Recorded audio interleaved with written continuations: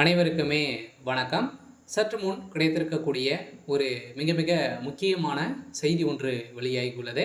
சற்று முன் அமைச்சர் பொன்முடி 12 திமுக எம்எல்ஏவுடன் அதிமுகவில் இணைந்தார். உதயநிதி செய்த சம்பவம். இது மாதிரி செய்திகள் வெளியாக இருக்குது. ஸோ அனைவருக்குமே தெரியும், திமுகவில் உட்கட்சி மோதல் ஏற்பட்டிருக்கு. சொல்ல பார்த்தீங்கன்னா திமுகவில் இருக்கக்கூடிய முக்கிய அமைச்சர்கள், அதே மாதிரி மோஸ்ட்லி பார்த்தீங்கன்னா மூத்த அமைச்சர்கள் பார்த்தீங்கன்னா திமுகவில் அதிரடியாக ஓய்வு கொடுக்க போகிறதாக உதயநிதி ஸ்டாலின் அவர்கள் பார்த்தீங்கன்னா மூத்த அமைச்சர்களுக்கு எதிராக செயல்பட்டு வராரு. ஸோ இதனைத் தொடர்ந்து தான் பார்த்தீங்கன்னா வருகின்ற சட்டமன்ற தேர்தலில் மூத்த அமைச்சர்களாக இருக்கக்கூடிய திமுக இருக்கக்கூடிய அமைச்சர்கள் அனைவருமே பார்த்தீங்கன்னா நீக்கப்பட்டு புதிய அமைச்சர்களாக நியமிக்கப்பட போகிறாரு அப்படின்ற மாதிரி திமுகவுடைய அறிவாலயம் பார்த்தீங்கன்னா அதிரடியாக ஒரு முடிவுகள் எடுத்து வராங்க. இந்த முடிவின் அடிப்படையில் ஏற்கனவே இல்லாத அமைச்சராக தான் அமைச்சர் பொன்முடி அவர்கள் இருக்கார்.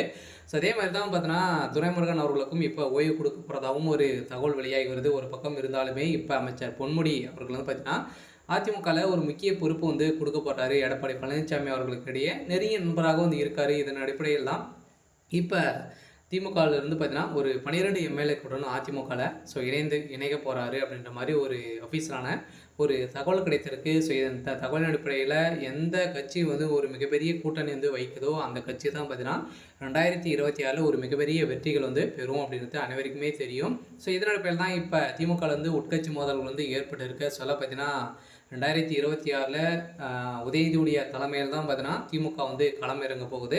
ஸோ இருந்தாலுமே உதயநிதி ஸ்டாலின் அவர்கள் பார்த்தீங்கன்னா முதல் முறையாக போட்டியிட போகிறாரு. சொல்ல திமுக ஆட்சிக்கு வருமா அப்படின்றத ஒரு மிகப்பெரிய கேள்வியாகவே இருக்குது. ஸோ இந்த கேள்வியின் அடிப்படையில் தான் இப்போ அதிரடியாக திமுக இருக்கக்கூடிய மூத்த அமைச்சர்களுக்கெல்லாம் எதிராக உதயநிதி ஸ்டாலின் செயல்பட்டு வர்றாரு அப்படின்ற மாதிரி தகவல் வெளியாக இந்த தகவலை பற்றி முழுமையாக பார்க்கலாம். அதுக்கு முன்னாடி மறக்காமல் நம்முடைய சேனலை சப்ஸ்கிரைப் பண்ணிக்கோங்க. ஸோ இதெல்லாம் பார்த்தீங்கன்னா அமைச்சர் பொன்முடி அவர்கள் ஏற்கனவே இல்லாத அமைச்சராக சொத்து குவிப்பு வழக்கில் வசமாக சிக்கி இவர் பார்த்தீங்கன்னா திமுக நீக்கப்பட்டார். ஸோ இப்போ அதிரடியாக பார்த்தீங்கன்னா மீண்டும் திமுக இணையத்துக்கான வாய்ப்புகளே இல்லை அப்படின்ற ஒரு வாய்ப்பு தெரிஞ்சு கொண்ட நிலையில் இப்போ அதிரடியாக ரகசியமாகவே எடப்பாடி பழனிசாமி கிட்ட பார்த்தீங்கன்னா இவர் பேசி வராரு அப்படின்ற மாதிரி தான் இப்போ தகவல் வெளியாக இருக்குது.